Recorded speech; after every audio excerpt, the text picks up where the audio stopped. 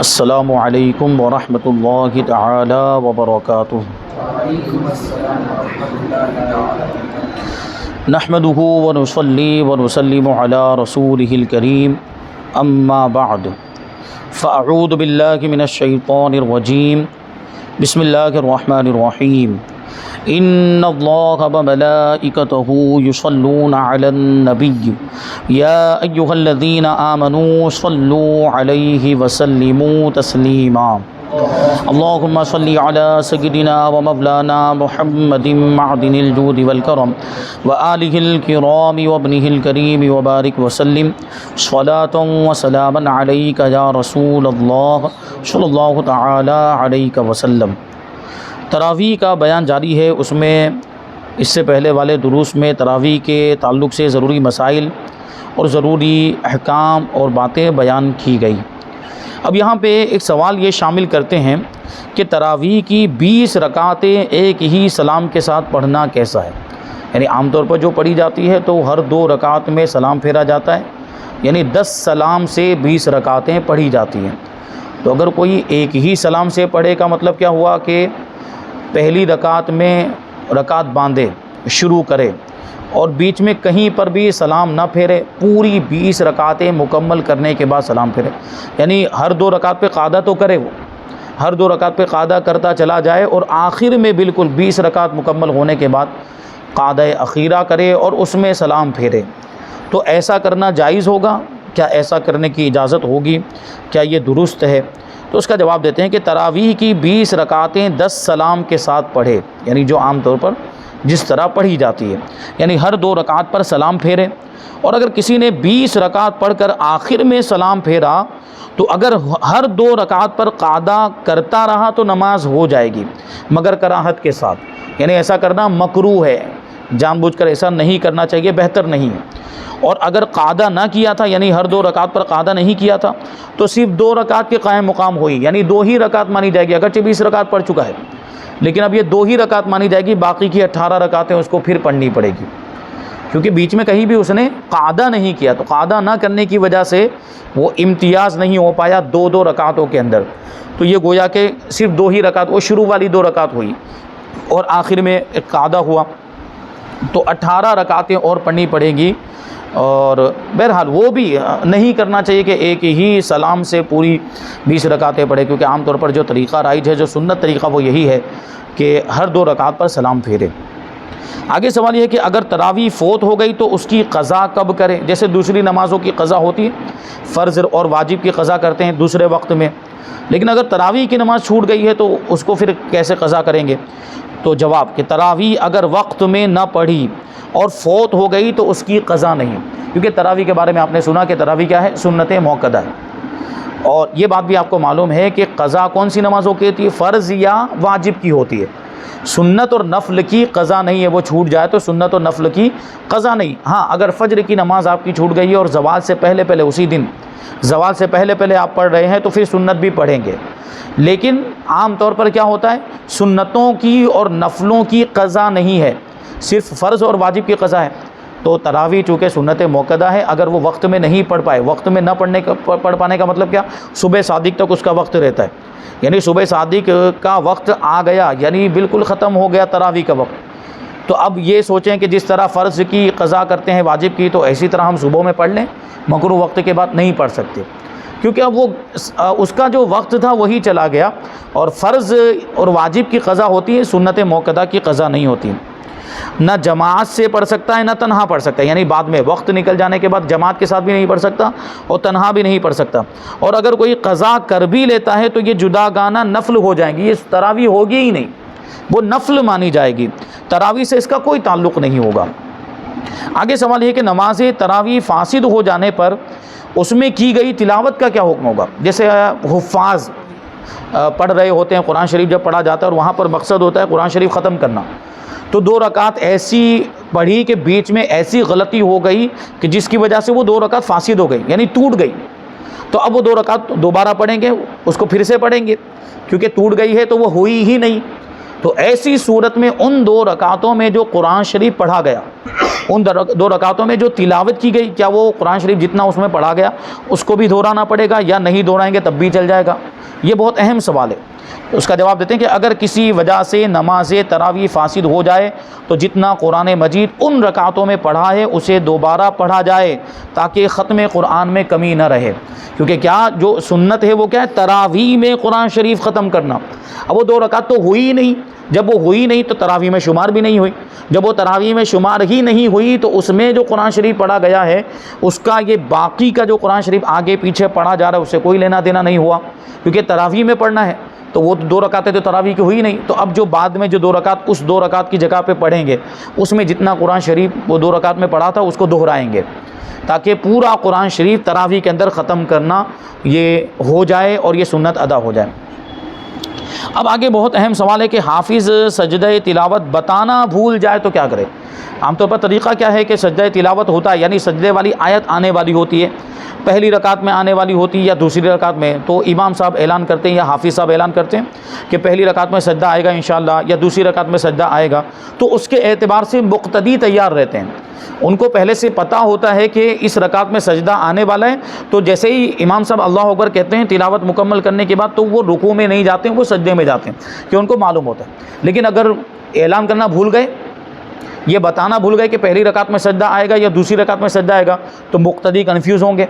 مقتدی جب امام صاحب یا جو حافظ صاحب ہیں وہ اللہ اکبر کہیں گے، وہ اللہ اکبر تو سجدہ تلاوت کے لیے کہہ رہے ہوں گے، مقتدی کو کیا پتا کہ یہ سجدہ تلاوت کے لیے اللہ اکبر کہہ رہے ہیں؟ مقتدی تو یہی سمجھے گا کہ یہ تو رکوع والی تکبیر ہے، تو ممکن ہے کہ وہ رکوع میں چلا جائے، یا ہو سکتا ہے کہ کچھ الگ انداز میں امام صاحب نے کہا تو کچھ مقتدیوں کو سمجھ میں آ جائے کہ سجدے والی تکبیر ہے اس لیے سجدے میں جانا چاہیے، یا وہ مقتدی جو امام کے قریب ہوں گے، جو حافظ صاحب کے قریب ہوں گے جو تراویح پڑھا رہے ہیں، تو ان کو پتہ چل جائے گا کہ حافظ صاحب سجدے میں گئے، وہ رکوع میں نہیں گئے، تو چلو وہ تو چلے جائیں گے، لیکن پیچھے والوں کا کیا؟ تو اس میں بڑے مسائل پیش آئیں گے۔ تو ایسی صورت میں کرنا کیا چاہیے اور آسان طریقہ کیا ہے اور اس کا حل کیا ہے تاکہ لوگوں کی نماز بھی خراب نہ ہونے پائے اور وہ کسی طرح کی کوئی پریشانی کا بھی سامنا نہ کرنا پڑے؟ تو اس کا جواب دیتے ہیں، فرماتے ہیں کہ قرآن پاک میں 14 آیات سجدہ ہیں، 14 مقامات، 14 آیتیں ایسی ہیں جن کے پڑھنے یا سننے کی وجہ سے سجدہ تلاوت کرنا واجب ہو جاتا ہے۔ دوران تراویح جب کوئی آیت سجدہ آتی ہے تو حفاظ کرام پہلے بتا دیتے ہیں کہ فلاں رکعت میں آیت سجدہ ہے۔ بسا اوقات یعنی اکثر حفاظ کرام بتانا بھول جاتے ہیں، کبھی کبھی بتانا بھول جاتے ہیں اور نماز شروع کر دیتے ہیں، کیونکہ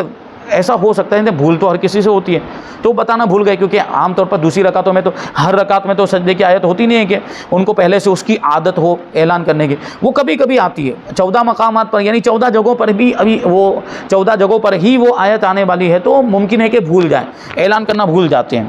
اور نماز شروع کر دیتے ہیں۔ اب جب آیت سجدہ پر پہنچتے ہیں تو شش و پنج میں پڑ جاتے ہیں، یعنی وہ خود شک اور شبے میں پڑ جاتے ہیں کہ اب کیا کریں، اب کیا کریں، کیونکہ انہوں نے اعلان نہیں کیا ہے، اعلان نہیں کیا تو اب وہ سوچ رہے ہوتے کہ سجدہ کروں کہ نہ کروں، تو ایسی صورت میں ان کے لیے کیا حکم ہوگا؟ یعنی شش و پنج میں پڑ جاتے ہیں کہ اب کیا کریں۔ بعض حفاظ تو آیت سجدہ پڑھتے ہی نہیں اور رکوع میں چلے جاتے ہیں، یعنی آیت سجدہ آنے سے پہلے ہی وہ رکوع میں چلے جاتے ہیں، رکوع کر دیتے ہیں، اور بعض حفاظ تو کیا کرتے ہیں کہ وہ چھوڑ کر دوسری جگہ سے پڑھنا شروع کر دیتے ہیں، آیت سجدہ کو چھوڑ کر دوسری جگہ سے پڑھنا شروع کر دیتے ہیں، کیونکہ اعلان نہیں کیا ہے، اب اگر سجدہ کریں گے تو افراتفری ہوگی نمازیوں کے درمیان،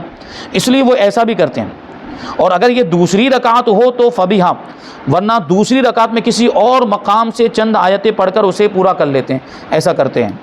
کچھ حفاظ آیت سجدہ پڑھ کر سجدے میں چلے جاتے ہیں اور مقتدیوں کو معلوم نہ ہونے کی وجہ سے کچھ رکوع میں ہوتے ہیں تو کچھ سجدے میں ہوتے ہیں، ایک عجیب سا ماحول بن جاتا ہے، ایک افراتفری والا ماحول بن جاتا ہے، حافظ صاحب کو بھی ندامت ہونے لگتی ہے، یعنی پھر وہ نماز سے فارغ ہونے کے بعد سب وہ حافظ صاحب کو دیکھنے لگتے ہیں کہ یہ کیا ہوا، کچھ لوگ تو بولنے بھی لگتے ہیں اعلان کیوں نہیں کیا، اعلان کیوں نہیں کیا، اس طرح ہوتا ہے۔ تو اس طرح کے معاملات ہم دیکھتے رہتے ہیں، آئے دن ایسے واقعات ہوتے رہتے ہیں اور ان کو شرمندگی کا سامنا کرنا پڑتا ہے، حافظ صاحب کو شرمندگی کا سامنا کرنا پڑتا ہے۔ تو ایسی صورتحال میں حافظ صاحب کو کیا کرنا چاہیے؟ جو مین جو پوائنٹ ہے اور جو اس کا حل ہے وہ اب بیان کیا جا رہا ہے کہ اگر اعلان نہیں کیا ہے اور آیت سجدہ آ گئی ہے تو وہ کیا کریں؟ تو جواب دیتے ہیں کہ ایسی صورتحال میں حافظ صاحب کو چاہیے کہ وہ آیت سجدہ پڑھ کر فوراً نماز کا رکوع کر لیں اور اس رکوع سے سجدہ تلاوت کی نیت ہرگز نہ کریں، اس رکوع میں سجدہ تلاوت کی نیت ہرگز نہ کریں، پھر قوما کے بعد سجدہ کریں اور اس سجدے میں سجدہ تلاوت کی نیت کریں، تو اس سے کیا ہوگا، سب کا سجدہ تلاوت ادا ہو جائے گا، کیونکہ سجدہ تو سب کو کرنا ہی ہے، نماز کا جو سجدہ ہوگا وہ تو سب کو کرنا ہی ہے، تو اس سجدے میں اگر امام صاحب سجدہ تلاوت کی بھی نیت کر لیتے ہیں تو اس طرح مقتدیوں کا بھی سجدہ تلاوت ادا ہو جائے گا، لیکن رکوع میں اگر سجدہ تلاوت کی نیت کرتے ہیں تو مقتدیوں کا سجدہ تلاوت ادا نہیں ہوگا، کیونکہ رکوع الگ چیز ہے، سجدہ الگ چیز ہے۔ یہ الگ بات ہے کہ رکوع میں بھی سجدہ تلاوت کی نیت ہو سکتی ہے، لیکن یہاں نہیں کرنی چاہیے امام صاحب کو، کیونکہ امام صاحب اگرچہ کر رہے ہیں، مقتدیوں کو کیا پتا کہ آیت سجدہ کی وجہ سے یہاں نیت کی جا رہی ہے، نیت تو دل کا ارادہ ہو تو پوشیدہ چیز ہے، وہ مقتدیوں کو کیا پتا چلے گا کہ امام صاحب نے رکوع میں سجدہ تلاوت کی نیت کی ہوئی ہے، تو اس وجہ سے امام کو ہرگز رکوع میں سجدہ تلاوت کی نیت نہیں کرنی چاہیے، بلکہ سجدے میں سجدہ تلاوت کی نیت کرنی چاہیے۔ تو اب اگر مقتدی اگرچہ نیت نہیں بھی کریں گے لیکن ان کا سجدہ ہو جائے گا، یہ سجدے کے ساتھ، نماز کے سجدے کے ساتھ ساتھ سجدہ تلاوت بھی ہو جائے گا۔ تو وہی کہہ رہے ہیں پھر قوما کے بعد، یعنی رکوع سے کھڑے ہونے کے بعد سجدے میں گیا تو اس سجدے میں جا کر وہ سجدہ تلاوت کی نیت کریں۔ اب اس سجدے سے سجدہ نماز بھی ادا ہو جائے گا اور سجدہ تلاوت بھی ادا ہو جائے گا، اور مقتدیوں نے جو سجدہ تلاوت کی نیت نہیں کی تو بھی ان کا سجدہ تلاوت ادا ہو جائے گا، کیونکہ سجدہ تو بہرحال ہو گیا، نماز کا ہی سجدہ ہوا لیکن سجدہ ہو گیا، اسی میں اب وہ سجدہ بھی مان لیا جائے گا کہ سجدہ تلاوت بھی ہو گیا۔ ایسے ہی عام حالات میں بھی اگر آپ اکیلے بھی پڑھ رہے ہیں،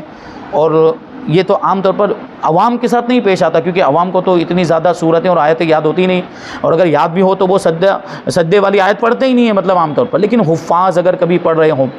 اور حفاظ پڑھتے پڑھتے ایک طرف سے پڑھنا شروع کیا ہو اور پڑھتے پڑھتے ان کے اس میں آیت سجدہ آ گئی دوسری نمازوں کے اندر بھی، تو وہ کریں گے سجدہ، لیکن اگر وہ سجدہ نہیں کرنا چاہتے تو رکوع کر دیں، تو ان کا وہ سجدہ، رکوع میں اگر نیت کر لیتے تو رکوع میں وہ سجدہ ادا ہو جائے گا، یا سجدے میں جانے کے بعد نیت کرے تو وہ سجدہ ان کا ویسے بھی ادا ہو جائے گا۔ تو یہ چیز ہے۔ اب آگے شبینہ کے بارے میں کہ شبینہ پڑھنے کے ضروری مسائل، شبینہ پڑھنے کی حیثیت کیا ہے، تو چونکہ تراویح سے اس کا تعلق ہے، وہ تراویح جو ہے عام طور پر 27 دن میں ختم کی جاتی، کہیں پر 10 دن میں، کہیں پر 15 دن میں، کہیں پر 21 دن میں تراویح ختم کی جاتی ہے، عام طور پر 27 دنوں میں ہی یہ قرآن شریف ختم ہوتا ہے، یعنی تراویح ختم نہیں ہو جاتی، قرآن شریف ختم کیا جاتا ہے، ورنہ اس کے بعد بھی 2 دن یا 3 دن باقی رہتے ہیں، وہ تراویح بھی سنت موقدہ ہے، یا اس سے پہلے جیسے کہ بیان کیا گیا کہ 10 دن میں کچھ لوگ پڑھ لیتے ہیں، وہ 10 دن میں قرآن شریف ختم کیا جاتا ہے، اب 10 دن تراویح میں شامل ہونے کے بعد پھر وہ سمجھتے ہیں کہ اب ہم بری الذمہ ہو گئے، اب ہمیں تراویح پڑھنے کی بھی ضرورت نہیں ہے، تو وہ باقی کے دنوں میں تراویح نہیں پڑھتے، تو وہ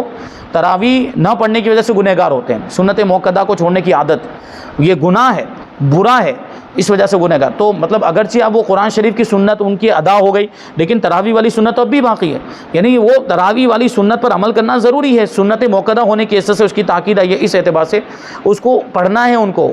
تو اب وہ اگرچہ پھر وہ سورہ تراویح میں جا کر پڑھے، علم ترا والی تراویح میں جا کر پڑھے، لیکن پڑھنی پڑے گی باقی کے دنوں کی بھی تراویح۔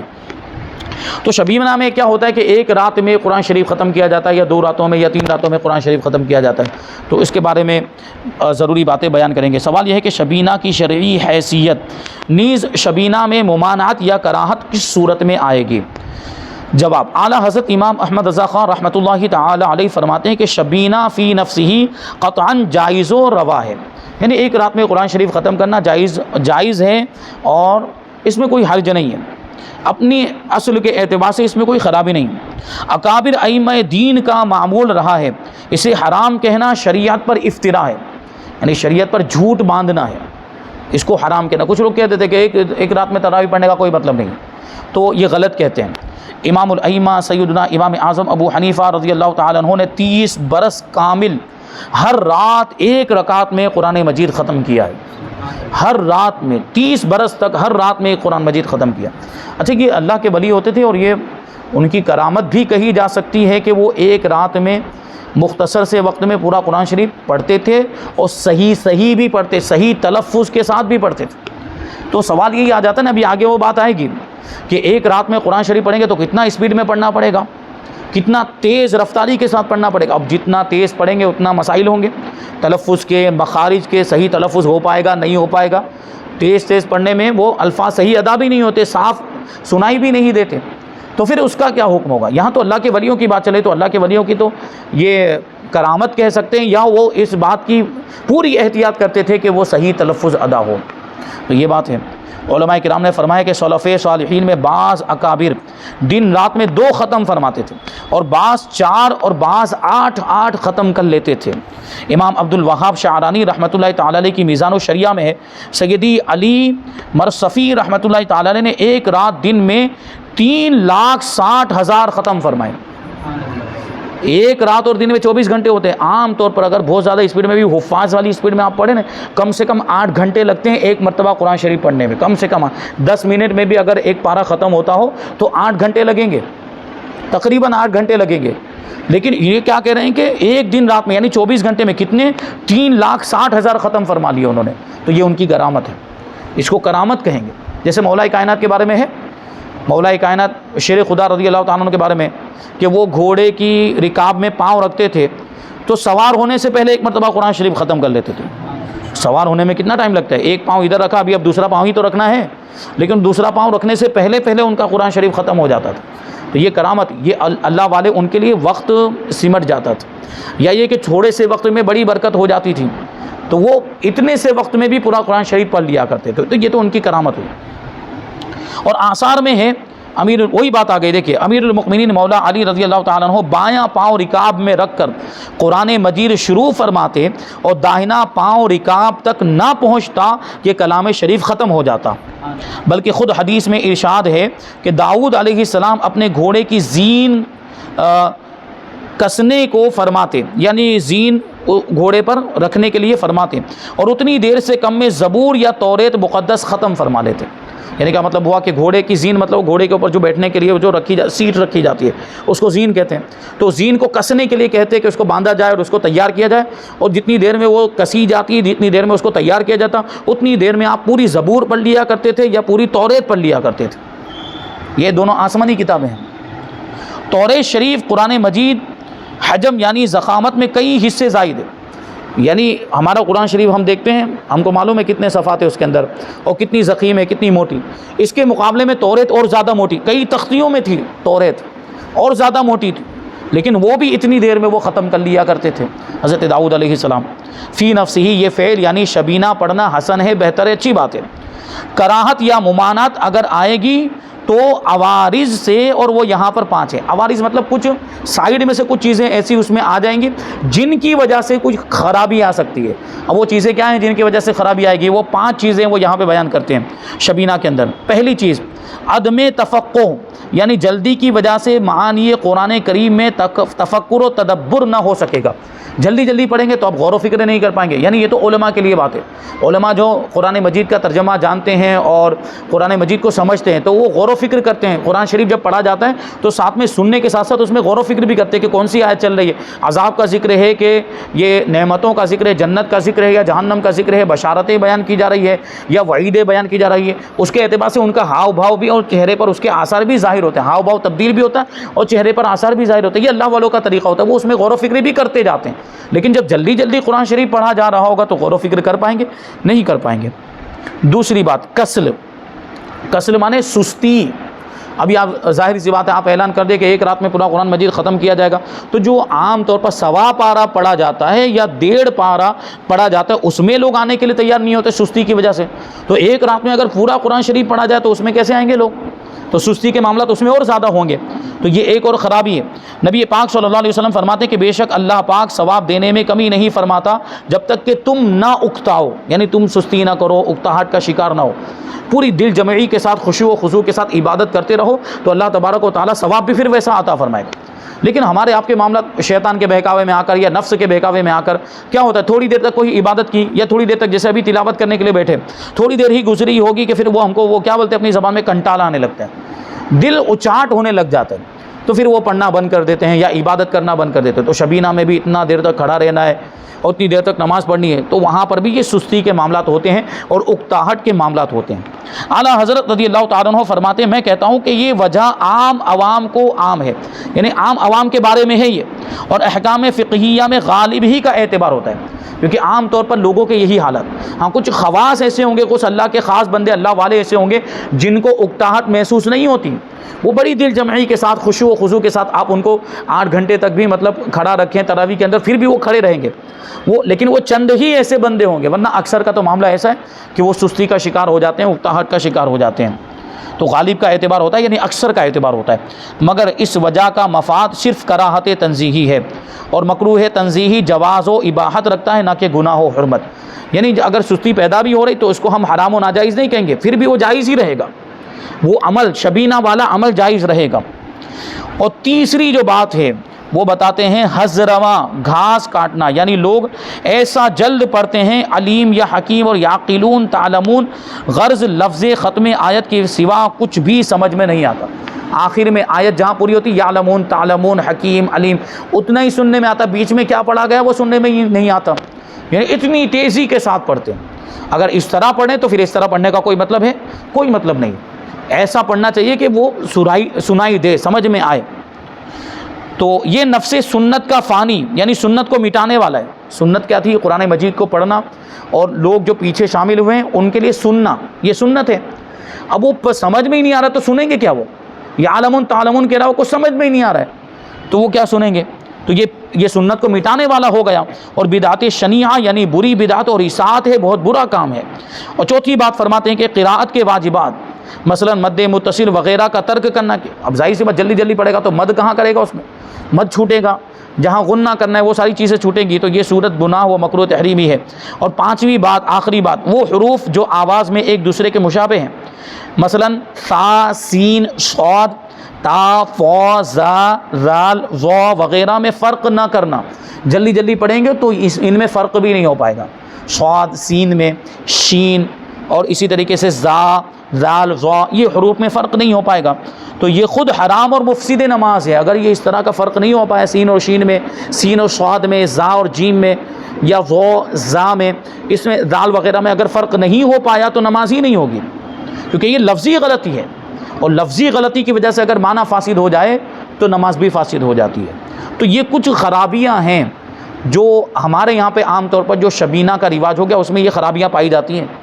اس طرح جو ہے کہ پڑھا جاتا ہے، اور اس طرح کی چیزیں سستی اور اکتاہٹ کے بھی معاملات ہوتے ہیں، اور بڑی تیزی کے ساتھ پڑھا جاتا ہے کہ یعلمون تعلمون کے علاوہ کچھ سمجھ میں نہیں آتا، اور پھر یہ بھی کہ واجبات جو قرات کے واجبات ہیں وہ چھوٹ جاتے ہیں، اور بسا اوقات ایسی غلطیاں بھی ہو جاتی جلدی پڑھنے کی وجہ سے، جو لفظی غلطیاں جس کی وجہ سے معنی فاسد ہو جاتا ہے، نماز فاسد ہو جاتی ہے، ان کو پتہ بھی نہیں چلتا ہے۔ تو اگر یہ خرابیاں ہوں تو پھر پڑھنے کی اجازت نہیں ہوگی، لیکن جیسا شریعت نے حکم دیا ہے، یا جیسے بزرگان دین پڑھا کرتے تھے ایک ایک رات میں قرآن شریف، اگر اس انداز میں پڑھا جائے صحیح تلفظ کے ساتھ اور ہر چیز کا لحاظ رکھتے ہوئے پڑھا جائے تو پھر اس کی اجازت ہوگی۔